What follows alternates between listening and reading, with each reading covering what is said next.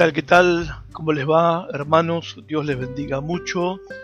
Muy buenos días a todos. Continuamos con nuestra serie acerca de la fidelidad de Dios en cada uno de los libros del Nuevo Testamento. Y hoy llegamos a Primera de Corintios, carta que escribió el apóstol Pablo. Vamos a leer específicamente Primera de Corintios, capítulo 15, versículo 20. Dice la palabra de Dios: mas ahora Cristo ha resucitado de los muertos, primicia de los que durmieron es hecho. No sé si sabían, pero en algunos países avanzados hay personas ricas que pagan hasta $200.000 para que los congelen a 130 grados bajo cero, obviamente, después de morir. ¿Para qué lo hacen? Para que cuando la tecnología y la ciencia avancen en el futuro, avancen lo suficiente, los puedan volver a la vida. Y esa es la esperanza que ellos tienen para después de la muerte. Y yo quiero preguntarte, ¿cuál es tu esperanza? ¿Qué es lo que viene para vos después de la muerte? Bueno, el Evangelio proclama esta verdad. Todo aquel que se ha arrepentido de su pecado y puso su confianza en Jesucristo como Salvador y Señor, después de la muerte le espera una resurrección. Y no solo es para los creyentes una esperanza verdadera, sino que es la única esperanza que existe. La resurrección del Señor Jesucristo, junto a su encarnación, su crucifixión y su ascensión a los cielos, es uno de los 4 pilares de la fe cristiana. Sin resurrección no hay cristianismo. Pablo, por ejemplo, se refiere a la resurrección de Cristo 53 veces entre todas sus cartas que él escribió. Y el pasaje central sobre la resurrección de Cristo es Primera de Corintios capítulo 15. En ese texto, el apóstol Pablo presenta una defensa invencible de este evento trascendental, que es el evento más importante en la historia de la humanidad, hermanos. No hay evento más importante, acontecimiento histórico más importante en toda la historia de la humanidad que la resurrección del Señor Jesucristo. Muchos a lo largo de la historia han tratado de negar que Jesús vivió, pero obviamente quedaron completamente avergonzados ante la irrefutable evidencia histórica que confirman que Él vivió y que murió en la cruz. Ahora, al no poder negar la vida y la muerte de Cristo, han inventado teorías para negar su resurrección. Les voy a contar algunas. Hay quienes dicen que Cristo no murió realmente en la cruz, sino que se desmayó. Unos sugieren que hubo personas, discípulos de Jesús, que se robaron el cuerpo y lo escondieron. Otros piensan que quienes fueron a la tumba se equivocaron de lugar, se equivocaron de tumba y de muerto. Otros creen que realmente nadie verificó ciertamente, de manera fehaciente, que la tumba estaba vacía. No la revisaron bien. Mientras que otro grupo de personas dice que nadie vio a Jesús en verdad, sino que fueron simples alucinaciones. Bueno, estas personas que piensan, creen esto, que han inventado teorías basándose en estas cosas, muchos de ellos son universitarios, profesores, licenciados, grandes académicos que enseñan estas cosas como argumentos para negar la realidad de la resurrección de Cristo. Ahora, ¿cómo responde el apóstol Pablo ante todas estas teorías? Bueno, Pablo responde en 1 Corintios 15 del 1 al 11. Yo les recomiendo, hermanos, que después del devocional o en algún momento que tengan tranquilo puedan leer 1 Corintios 15 del 1 al 11. Pablo en este texto lo que hace para refutar estas teorías tontas, porque son tontas y necias, usa la evidencia que tiene que ser usada para confirmar cualquier evento histórico, para saber si algo pasó o no pasó. ¿Qué es lo que se necesita? Testigos, ¿no? Se necesita testigos. Para saber si algo que pasó es verdad o no es verdad, se necesita testigos.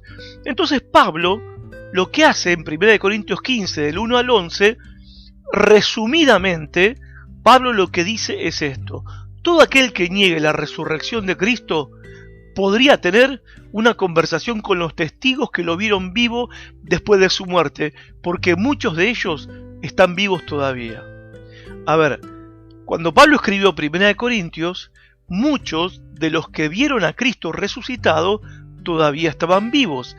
Así que no era difícil refutar la resurrección de Cristo en ese tiempo. Si era una mentira, era un engaño, era muy fácil refutar eso. ¿Sí? Alcanzaba con ir a Jerusalén para hablar con aquellos que decían ser los testigos de que habían visto a Cristo resucitado, para verificar si era verdad o no. ¿Alguien fue? No, nadie fue. Ahora, lo que también Pablo plantea en 1 Corintios 15 del 12 al 19, Pablo plantea hipotéticamente la posibilidad de que Cristo no hubiera resucitado. Entonces Pablo dice, bueno, ¿cuáles serían las consecuencias de eso? Y Pablo mismo lo responde. En primer lugar, nuestra predicación sería inútil si Cristo no resucitó. En segundo lugar, nuestra fe sería inútil.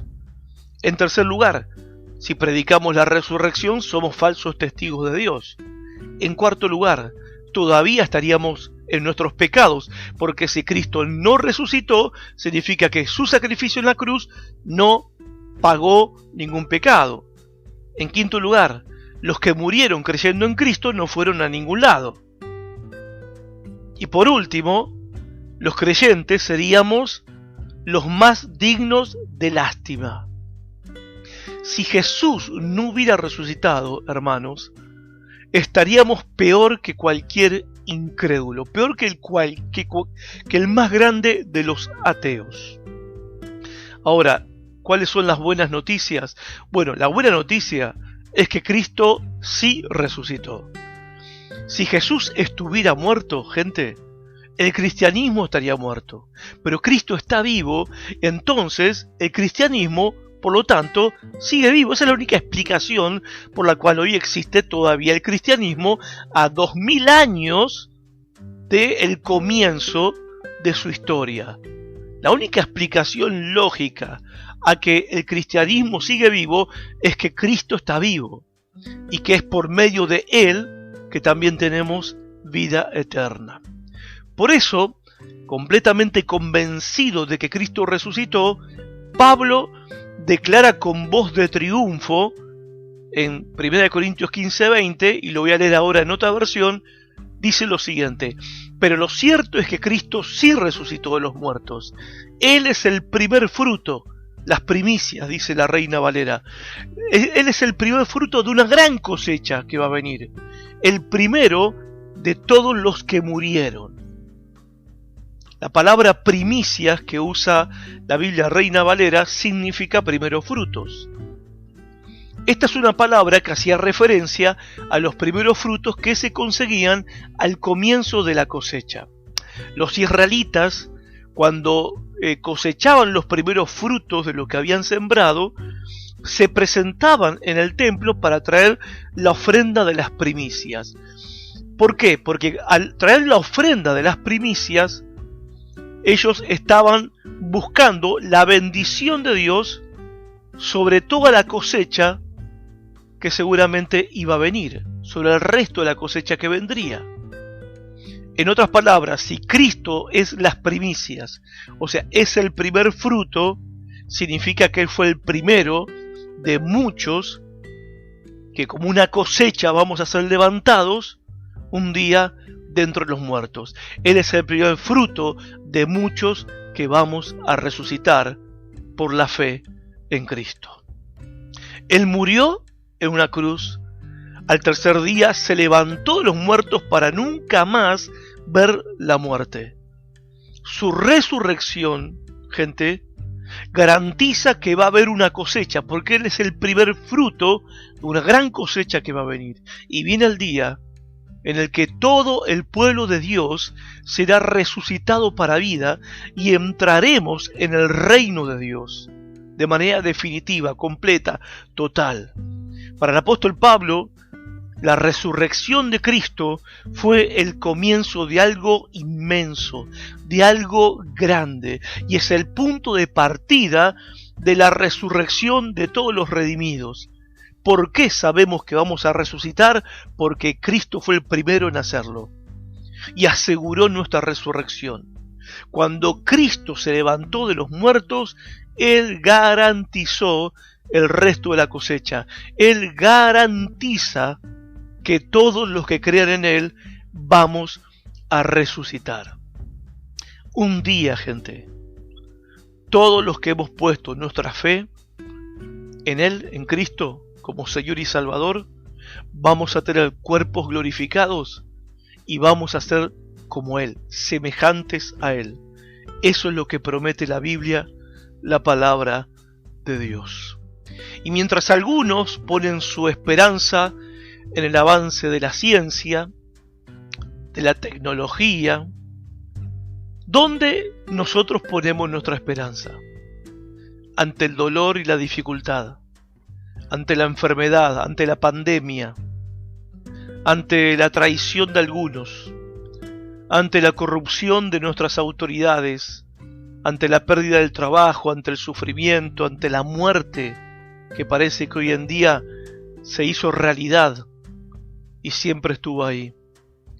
Nosotros podemos poner nuestra esperanza en el Salvador, en Jesucristo, quien sufrió, quien se enfrentó a la muerte y la venció para siempre. Si estás en Cristo, vas a ser resucitado, como Él fue resucitado. Vas a recibir un cuerpo nuevo que no experimentará más enfermedad, dolor, sufrimiento, pecado ni muerte. Y vas a habitar en la presencia de Cristo junto con el pueblo de Dios por toda la eternidad. Y como dijo el apóstol Pablo, yo te digo hoy, tomando sus palabras, ánimo, levantemos nuestras cabezas, porque ahora está más cerca de nosotros nuestra salvación que cuando creímos. Pensemos en esto. Qué gran esperanza tenemos nosotros en Cristo, gente.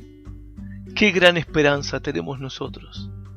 No tenemos nada que temer, no tenemos por qué temer, porque así como Él resucitó, vos y yo, que creemos en Él, vamos a resucitar para vivir eternamente con Él. Tenés que confiar en que Él será fiel.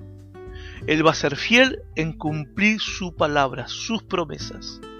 Él va a ser fiel en sostenerte hasta el último minuto de tu vida en este planeta. Y te va a sostener en el momento de la muerte. Y Él te va a llevar a la gloriosa presencia de su Padre, que es también nuestro Padre. Que Dios te bendiga.